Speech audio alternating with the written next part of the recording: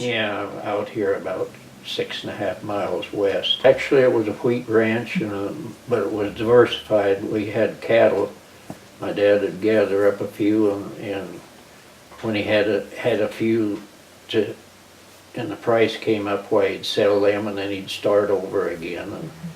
And in order to get groceries and everything, we had 3 or 4 cows we had to milk all the time to get milk and cream for the cream cans, which we had to take to Palouse because that's where the creamery was.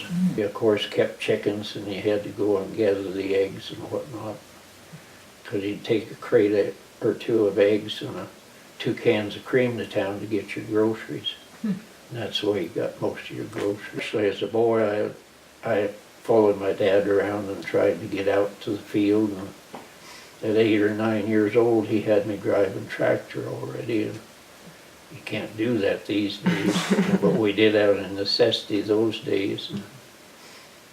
I can remember one time discing pea stubble in the night and seeing hordes of eyes coming at me in the field, and we had an influx of Norway rats. And we happened to be in the same saddle club, and like I say, our horse broke loose, and I went and gathered it up, and she owed me some beer for that. I had to go and collect the beer. And we kind of got acquainted, and things went from bad to worse to 54 years. First our engagement, we'd bought the ring on the 29th of February and on leap year. And we didn't announce it till the April dance for our saddle club dance.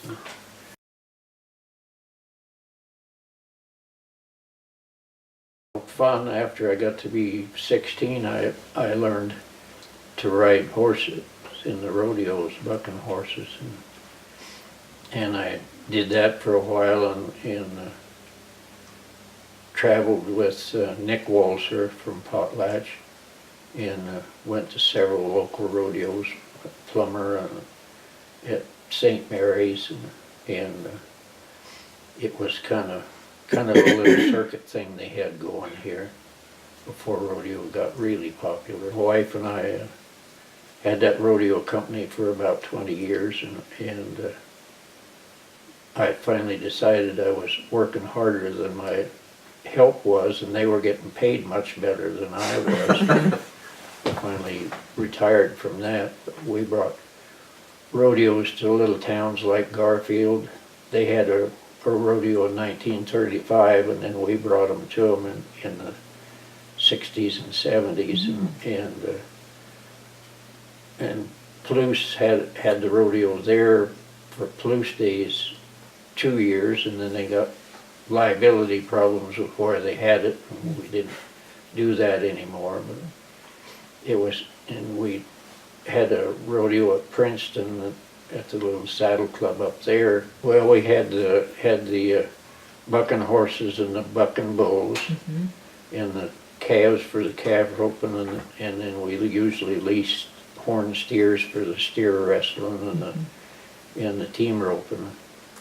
And we took personnel and whatnot around the country, and some places we even took ticket takers and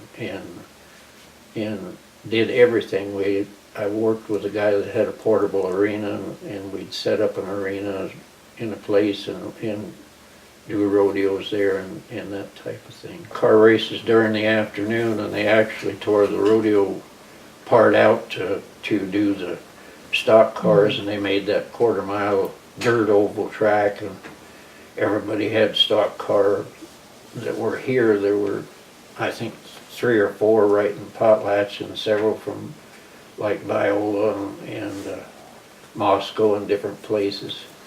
And of course there was a lot of rivalry and a lot of heats they'd run, and the bleachers were still there from the rodeo grounds, and they were full all the time.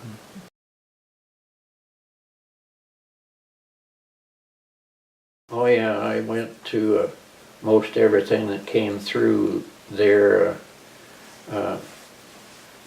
Probably the biggest one was, I think, when Carl Smith was there, and Farron Young was there, Little Jimmy Dickens several times, and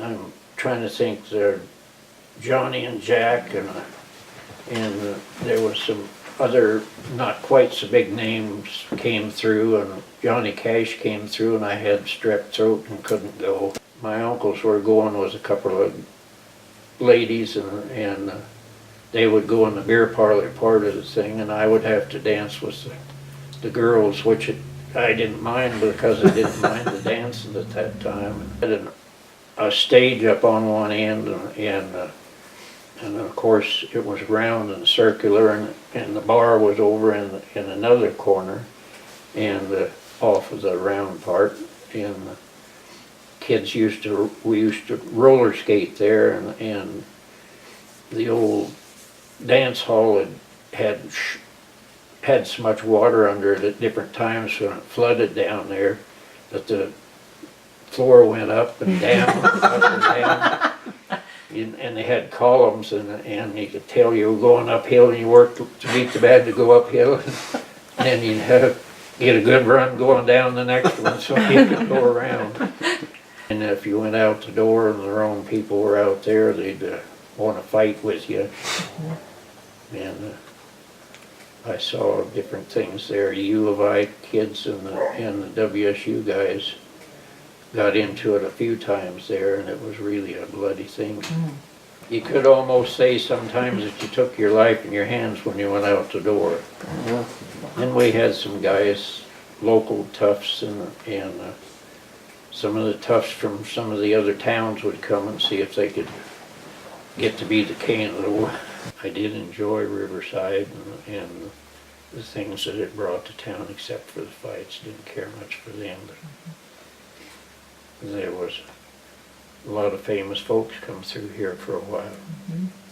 That era of country music is one that you can't replace, and you should remember it and keep this this tradition alive. That return to Riverside thing and the way they're keeping it going is a good thing, because it's a heritage. So we'll let slip and then we'll forget all about it. Country music today isn't exactly the country music it was back then. If you had a fiddle in your band, you were good.